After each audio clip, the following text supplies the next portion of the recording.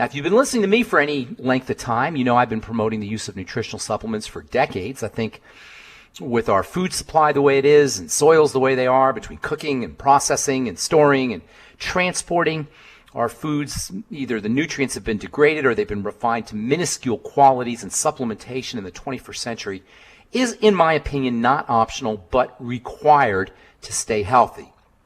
An important and under-recognized aspect of nutritional supplementation is the fact that nutritional supplements, vitamins, minerals, the Mighty 90 essential nutrients are multifunctional. That means you take your vitamin C, or you take your Beyond Tangy Tangerine, or you take your Ultimate Essential Fatty Acids for your arthritis or for your Alzheimer's or for your blood pressure, and you end up with better skin. You end up losing weight. You end up with a better immune system. That's called multifunctionality. And like drugs, nutrients are multifunctional. Drugs are multifunctional as well. Drugs have side effects. What we call side effects are really other effects, things that you don't want to have happen. Nutritional supplements and prescription medication both have side effects. It's just that the side effects that you get from drugs are adverse reactions. They're things that you don't want. They're unwelcome. And the nutritional supplement side effects are beneficial effects. They're benefit side effects. One of the most multifunctional of the longevity supplements are the glucogel caps. And when I talk multifunctionality, I am talking about other benefits. You take your glucogel caps, as everyone knows, for joint health, for strengthening your ligaments and your cartilage, and it ends up that you have improved heart health. You have improved blood health. Glucosamine is very important for the cardiovascular system. You have connective tissue in the heart. That is, you can have arthritis of the heart. You can have a degenerative condition of the connective tissue in the heart. This can lead to arrhythmias. This can cause the deposition of cholesterol plaques and fibers. All of this can be improved or even prevented by using the glucogel caps, by using glucosamine supplements. In other words, glucosamine supports coronary vessel health. It supports the health of the heart cells themselves. In fact, glucosamine also helps the blood. Glucosamine acts as a blood thinner. It has blood thinning properties like other so-called polysaccharides or complex sugars. You'll find those in algae and in the Fucoid Z. These all have blood thinning properties, folks. In fact, doctors will actually warn against using these substances if you're on Coumadin or you're on Pradaxa, which are toxic type blood thinners. But it seems to me that it makes much more sense to use glucosamine, use your glucogel caps, use your Fucoid Z, so that maybe you can lower your Pradaxa dose, or maybe you can lower your Coumadin dose or warfarin dose. If you've heard of the drug heparin, if you've had surgery, very likely you were given an injection of heparin. Heparin is a standard blood thinner used by surgeons and medical professionals post-surgery to keep the blood circulating. Well, guess what? Heparin is partially composed of glucosamine, and using your glucogel caps can actually help you make your own natural heparin. All of which is to say that your glucogel caps can not just help you with your arthritis and your cartilage and your tendons and ligaments and connective tissue, it will also help your blood, and it will also help your heart. There's a fascinating relationship between substances like collagen and glucosamine, particularly not just glucosamine, but also something called NAG, which is a type of glucosamine that you'll find in aloe vera. All of these materials can actually change the shape of water. Glucosamine can change the shape of water. It's pretty amazing stuff. If you ever heard of structured water, you can actually make structured water by interacting it with glucosamine. The structured water has a voltage that can be measured with a voltage meter. Structured water has its own interesting properties. It can help promote healing. It can help promote healing of blood vessels. This is one of the reasons why glucosamine and collagen and gelatin and a substance called chitosan have been shown to promote wound healing. You can actually apply these substances topically to stimulate the healing of burns and cuts and other types of traumatized skin. Structured water is a special type of water that's found near proteins. It interacts with glucosamine, or it's a combination of water that's interacting with glucosamine. Hyaluronic acid, you may have heard of that. That's a similar substance. Structured water flows, and because blood is mostly water, in fact, blood contains a type of structured water. This is one of the reasons why glucosamine can act as a blood thinner. There's also glucosamine located inside your blood vessels, and this glucosamine content of the blood vessels is in large part derived from the glucosamine that we eat. We get it from cartilage-containing products and from the supplements we take, i.e. the glucogel caps. This glucosamine in the blood vessels helps support the structuring of water in the blood as the blood passes through the blood vessel. Glucosamine, like as I say, can change the electrical nature of water. Glucosamine in the blood vessels actually turns the water from an incoherent mass of H2O molecules into an organized liquid crystal. All of this is to say your glucogel caps can improve the flow of blood, can improve the strength and integrity of blood vessels, can improve cartilage, can improve the connective tissue in the heart, and on top of all that, the glucosamine that you take in your glucogel caps can improve the collagen and connective tissue in your skin, keeping wrinkles and fine lines at bay and helping your face look anti-age and your skin look anti-age too. That's a lot of benefits from one supplement, folks, and that's what I call multifunctionality. I'm Pharmacist Ben. You're listening to the Dead Doctors Don't Lie radio program. I'll be setting in for the next 45 minutes on the Dead Doctors Don't Lie program with my good friend and colleague Doug Winfrey. Hello there, Douglas. Oh, how good to have you back on the show. Thank you. And I've got a story here from CNN headline, Skipping 2 hours of sleep may double your crash risk, according to a study. And this is a study conducted by AAA Foundation for Traffic Safety. And they say just getting short of the recommended 7+ hours of sleep by 1 or 2 hours, you can nearly double your risk of getting in an auto accident within the next 24 hours. According to Brian Teft, he's the senior research associate, and he says that we were surprised to find a detectable increase in crash risk when a driver had slept even just 1 hour less than the recommended 7 hours by sleep experts. A report published by the CDC found that more than a third of adults in the U.S. reported getting less than 7 hours of sleep daily. And the CDC even called for insufficient sleep as a public health problem. And they say a AAA study featured data from 7,200 plus drivers who were involved in 45, almost 4,600 vehicle crashes from 6 a.m. to midnight between 05 and 07. And it was data from the National Highway Traffic Safety Administration's National Motor Vehicle Crash Causation Survey, which included how much sleep drivers had reported getting 24 hours before the crash. They analyzed the data and found that drivers who slept less than 4 hours had 11.5 times the crash risk compared to those who got 7 or more hours of sleep. And those who had 4 to 5 hours of sleep, it was 4.3 times the risk, and 5 to 6 hours of sleep, 1.9 times the risk. And those who had 6 or 7 hours of sleep, 1.3 times the risk. In other words, the crash risk of a driver who slept only 4 or 5 hours in the past 24 hours is quadruple the risk of those who slept the recommended 7 hours plus, which would make it equal to being legally intoxicated. A 2010 or 2012 study published in the Journal of American Medical Association's Internal Medicine found that sleepiness carried almost as much risk as alcohol ingestion while driving. Another AAA study from 2010 found that as many as 2 out of 5 drivers had fallen asleep at the wheel at some point in their lives. Oh, my God. Isn't that scary? Have you ever done that? Yeah, I just did it a couple of years ago. I was coming back from a longevity event in Vegas, and I was trying to make it all the way back. It's about a 10 to 12-hour drive, and trying to make it back in one day. Yeah, and all of a sudden, about midway, I started nodding off at the wheel, and so I pulled over and ate lunch and got a Coke, and that, I was just basically starting to get highway hypnosis, I think is what it really was. That is scary when you wake up and all of a sudden your car is like drifting off to the left or something. I was on a trip several years ago in Oklahoma, and there was a whole caravan of us. It's like 5 or 6 cars. We were all headed to the same place. And I'm riding in one car, and I look over, and there's another car that's part of our group right next to us, and the driver's head was completely down on his chest, and he was like driving along on the shoulder, and we finally started honking the horn and all got him woke up just before he hit a road sign. Oh my gosh, that's terrible. That's why they invented pollen burst. Sip on some pollen burst before you go out on a long ride. It's funny because that's the problem with too much sleep, but there's also a problem with too little sleep. Folks can't fall asleep. I don't know which one's worse, where you're really, really tired or where you really can't fall asleep. If you haven't, I was just reading a really cool article. This was from, where did I get this from? I read this morning. This is from the Journal of Neuroscience. It turns out that you can actually get energized by the pace of your breath.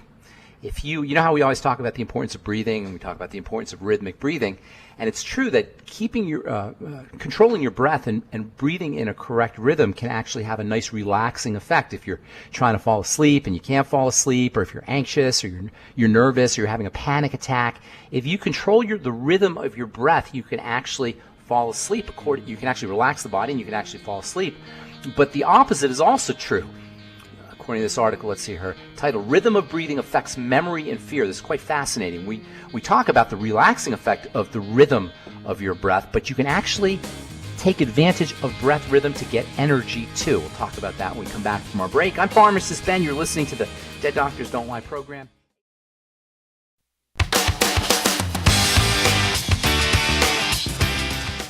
From the Journal of Neuroscience, Rhythm of Breathing Affects Memory and Fear. I love this article. I've been a big proponent of strategic breathing correctly. We all think we know how to breathe, but that is not the case. If you don't breathe correctly, that can cause problems with fatigue, that can cause problems with mental health. Ultimately, that can cause problems with oxygenation of tissues. And breathing correctly not only is important for helping relax the body, it definitely has a role to play if you're dealing with panic attacks, you're having problems falling asleep, or you have generalized anxiety. Correctly breathing, slow, rhythmic breathing can be very helpful for relaxing the body. But as it turns out, the opposite is also true. So if you're falling asleep at the wheel, or you need quick energy, or sometimes when you wake up in the morning, you know, you're groggy first thing in the morning when you wake up, or if you take a nap and you wake up groggy, you can use something called the breath of fire. According to this article, rapid breathing confers an advantage to someone who's in a dangerous situation because it gives you more energy, and you can leverage the same property or the same effect of rapid breathing for energizing the body, for helping yourself wake up first thing in the morning, or if you have a test to take, if you're a student and you're taking a test, using the breath of fire, or if you're driving and falling asleep, using the breath of fire can help energize your body. The way you do the breath of fire is by using quick, shallow breaths in and out through the nose. And it's always important that you breathe in and out through the nose. Nose is for breathing. Mouth is for eating. A lot of folks think that it's effective to breathe through the mouth. You actually breathe more effectively when you breathe through the nose. Slow breathing to relax the body, deep or rapid breathing to stimulate the body. And then there's also the depth of the breathing. To breathe effectively, you want to breathe all the way into the bottom of your feet, if you can figure that out, or just to the bottom of your belly, if you can figure that out as well. So you breathe in through the nose and out through the nose, slowly if you want to relax the body, rapidly if you want to stimulate the body, deeply if you want to relax the body, and in a shallow, quick fashion, the breath of fire, if you want to stimulate the body. These are all these kinds of non-toxic strategies that you can use for effective living. Of course, nutritional supplementation can go a long way towards effective living as well. Another article that I want to tell you about, intensive exercise may keep aging mind sharp. And now this has something to do with the oxygenation of the body. Intense exercise is a great way to improve oxygenation, but it also, according to this article from the journal Neurology, can help keep the aging mind sharp. Older Americans who engage in strenuous exercise are more mentally nimble. There's a very important relationship between the body and the brain.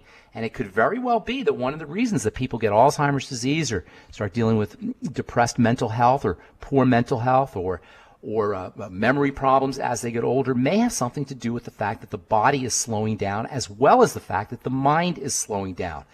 Now, some of this has to do with the muscles, but some of it also has to do with the circulation, the blood, and the lymph. As the body is moving, it's generating an electrical charge. As the blood is moving, it's generating an electrical charge. This is called the zeta potential. And this is one of the reasons why keeping the blood moving, we talked earlier about glucosamine and how important glucosamine is for keeping the blood moving. This is one of the reasons why the zeta potential is one of the reasons why it's important to help your body circulate, or help the blood in your body circulate. Activate the electrical energy, activate the zeta potential. Of course, you'll also be helping the body deliver nutrients, helping the blood deliver nutrients more effectively to the cells, helping the blood deliver oxygen more effectively to the cells, and helping the blood drain toxicity away from the cells more effectively. Okay, we'll take a commercial break. Got folks on hold. If you would like to speak to us, we do have a couple lines open.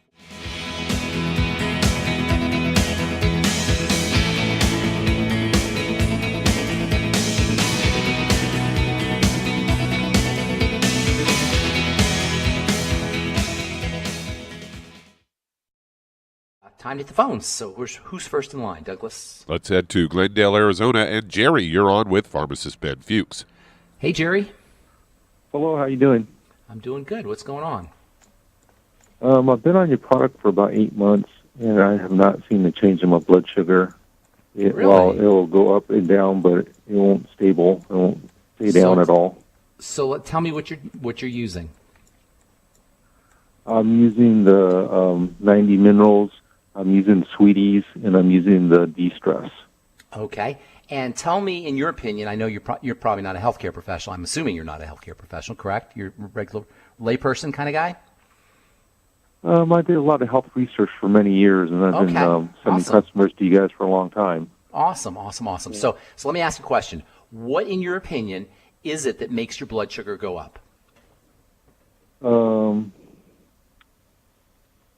My guess would maybe be calories. Okay, that's good. But you're on the right track, I would say, because some calories won't make your blood sugar go up too much, but you're definitely on the right track. More specifically, it's calories derived from sugar and calories derived from carbohydrates in general, and to a certain extent, calories derived from protein. Protein can also raise your blood sugar because the body very effectively turns protein into sugar. So you're on the right track. I would say more specifically than calories, it's carbohydrates and sugar as well as protein.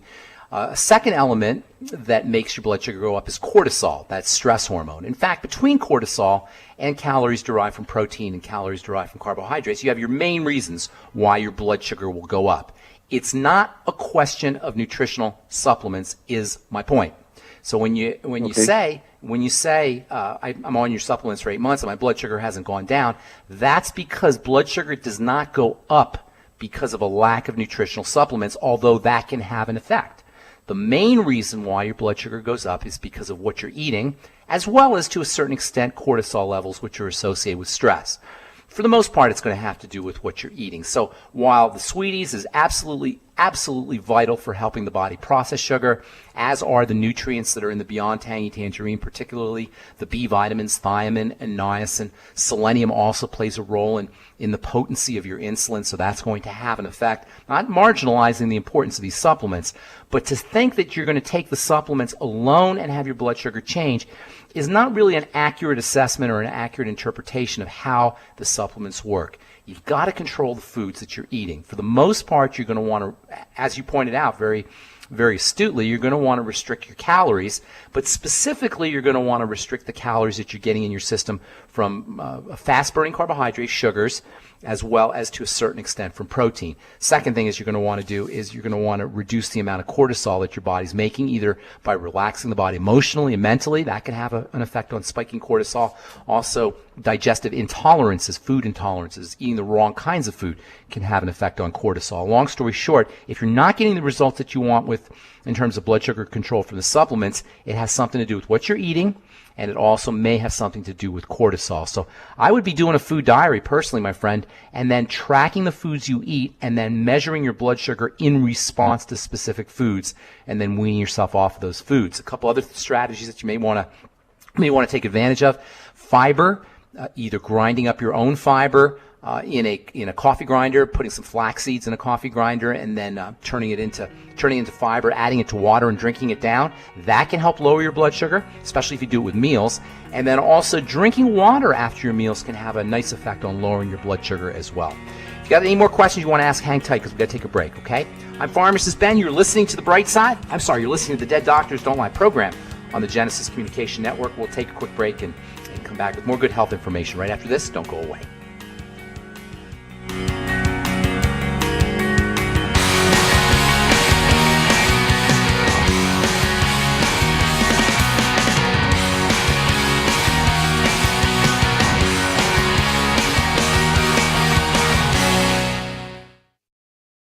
Talking to Jerry about blood sugar and diabetes. Are you there, Jerry?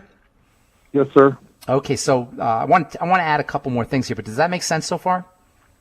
Yeah, but I already eat like that. I mean, I eat a real strict diet. Give me an example. What did you have today? In the morning. What did you have today? This morning it was different because I had some menudo because of my family. It was a holiday. So yesterday, thing. or typically. Yesterday, well, usually what I have is I blend my meal in the morning. I put all vegetables like tomatoes, celery, cilantro, spinach. Okay. A handful of nuts. So why do you think those foods can't raise your blood sugar? Do you think tomatoes can raise your blood sugar? Sure. Sure, of course they can. So can nuts, for that matter. I mean, anything you eat pretty much is going to have an effect on your blood sugar.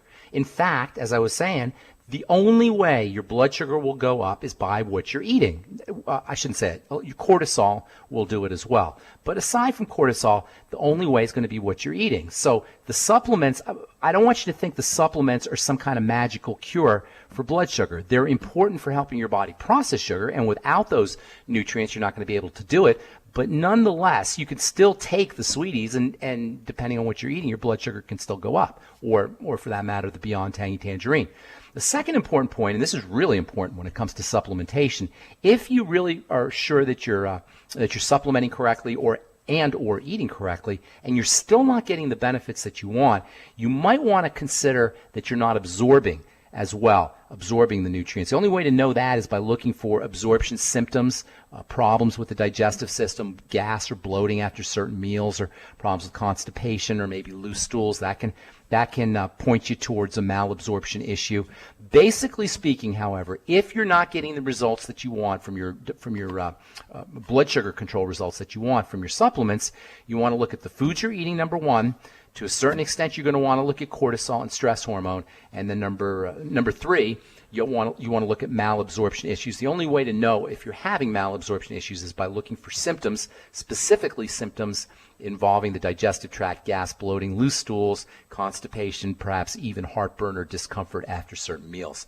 Hope that helps, Jerry. Thank you so much for your call. Appreciate it very much. Our number 831-685-1080. That's 831-685-1080. Or 888-379-2552 toll free. I'm Pharmacist Ben along with Doug Winfrey. You're listening to the Dead Doctors Don't Lie radio program. Who's next in line, Doug? I was going to mention he might think about going on a gluten-free diet too to help his absorption.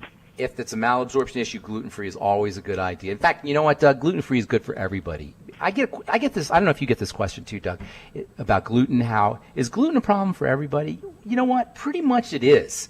Now, I don't want to say 100% of folks, but the reason gluten is in a plant is to keep people from eating the plant, to keep animals from eating the plant. Gluten is actually a plant defensive chemical, and the reason it's in the plant is to keep us from eating it. The reason it's in the seeds is to keep us from eating it. And by the way, it's not just gluten that creates these kinds of problems. Plants are masters at chemical warfare, and seeds in particular are masters at chemical warfare. Nature does not want its seeds eaten. And that means seeds, and grains, of course, are seeds, will contain these plant defensive molecules, and pretty much most people are going to have a problem, even if that problem is subtle. So you may not have a dramatic issue with gluten, but the chances are pretty good you have at least a minor issue with gluten because of the nature of gluten as a plant chemical warfare, plant defensive chemical. All right, 831-685-1080 or 888-379-2552 toll free. We do have lines open for you. Who's next in line, Doug? Before we head on to the next caller, I would also mention that I've got a friend who was diagnosed with celiac disease, which is a gluten problem, and his doctor told him that the grains of today have about 50 times as much gluten in them as the grains from just, say, 25, 30 years ago. Just 25 years ago? Yeah. That would explain why so many people... I think that explains why a lot of people in the baby boomer generation are now starting to have problems. Yeah. But let's head on to Michigan and Virginia. You are on with Pharmacist Ben Fuchs. Hey, Virginia. Hello? Hello. Hi. How's it going, Virginia? Better. Better than what? Better than yesterday? That's always a good thing. Yeah, better than a couple of days ago. Well, that's good. What's going on today? How can we help you? Okay, I have two things. I have extreme continuous muscle spasms Okay. from the waist up, Okay. and I've also been found to have Lyme disease. Okay, so I heard you say spasms, and then you said Lyme disease. Is that right?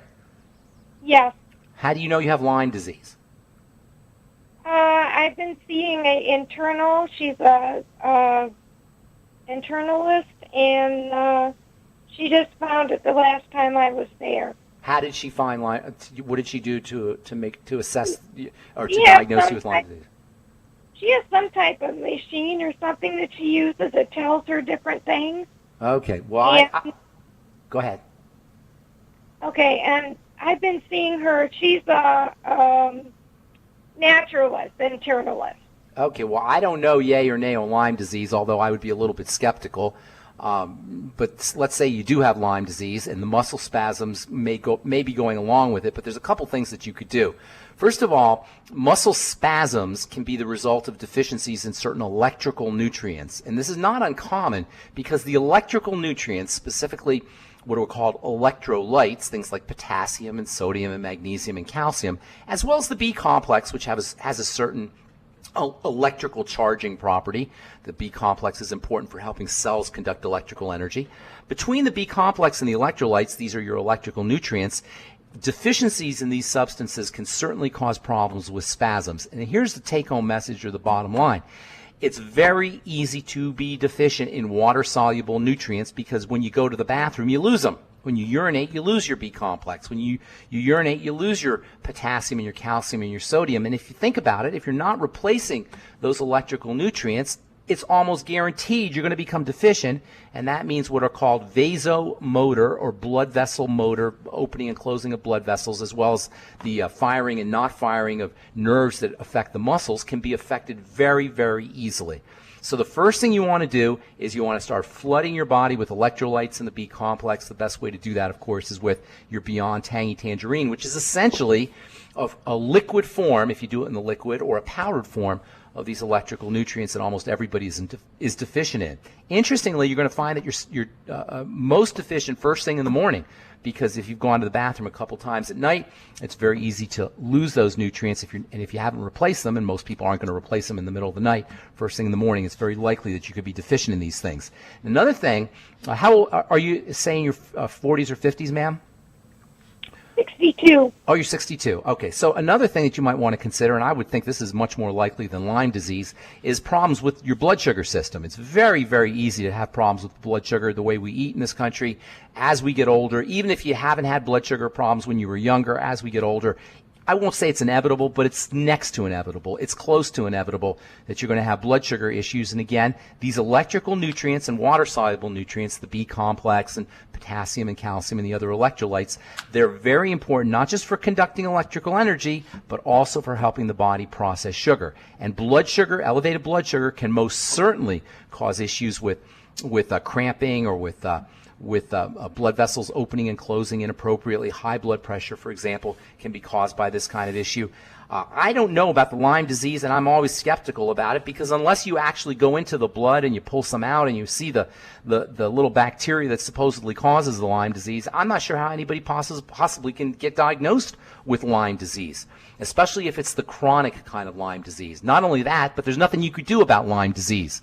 But there's plenty you can do about nutritional deficiency. There's plenty you can do about blood sugar problems. So focusing on those kinds of concerns, focusing on those kinds of health conditions, more than focusing on this mysterious, ambiguous idea of Lyme disease, seems like it would be much more effective health strategy.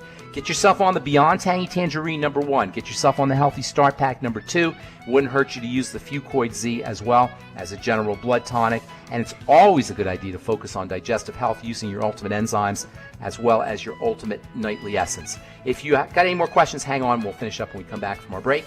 I'm Pharmacist Ben. You're listening to the Dead Doctors Don't Lie radio program on the ZBS Radio Network. We'll take a quick commercial break and come back with you and your phone calls.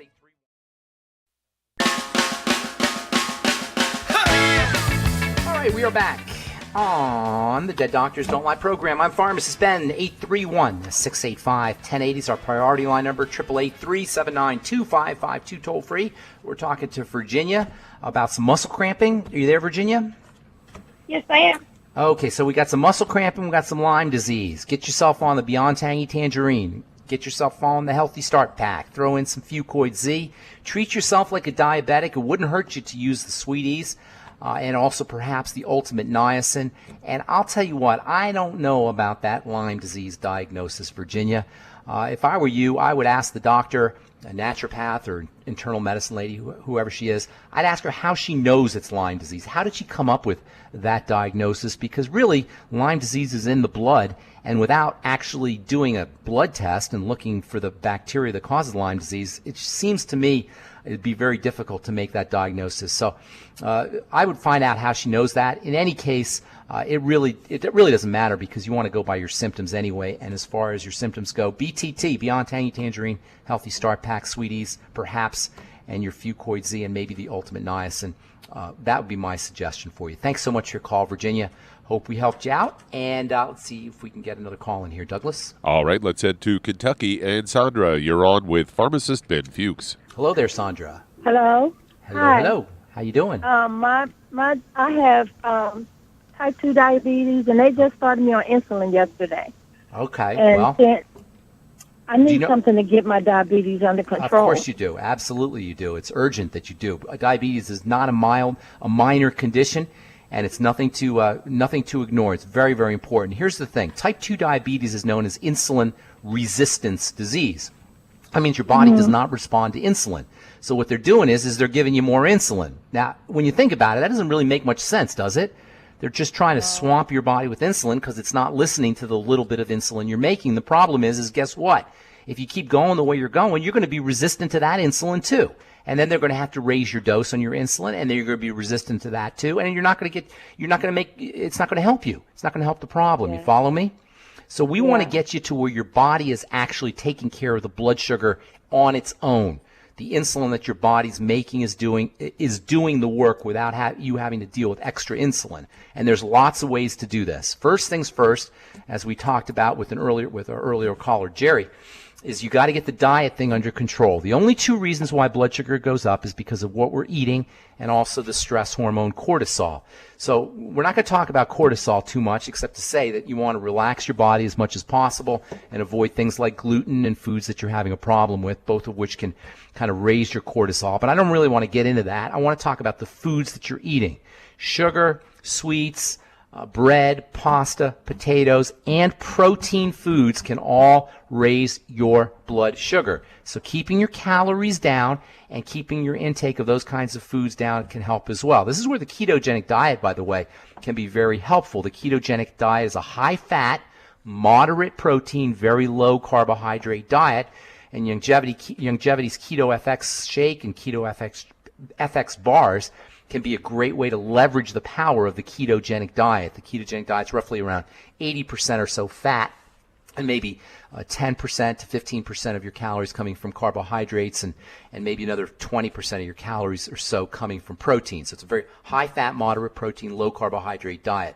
The next thing you want to do is get on the Sweeties and get on the Ultimate Selenium. Chromium and vanadium, which are found in the Sweeties, can act like insulin, support insulin, help your body process sugar. Selenium also has an insulin-like effect. In fact, selenium can be thought of as a natural form of insulin, not exactly, but it has insulin mimetic or mimicking effects. So use your Ultimate Selenium, maybe 600 or so micrograms a day. And don't forget your Beyond Tangy Tangerine.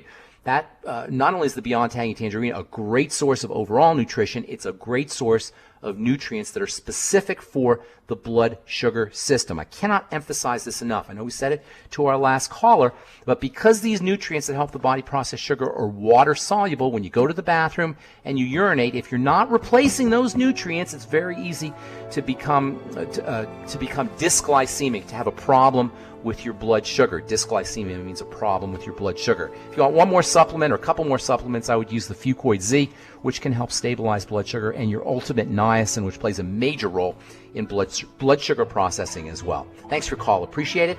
I hope we helped you out. That's all the time we have for today. I'm Pharmacist Ben for Dr. Wallach and Doug Winfrey, all the folks at the ZBS Radio Network. Have yourselves a wonderful, beautiful, spectacular day. We'll talk to y'all later. Bye for now.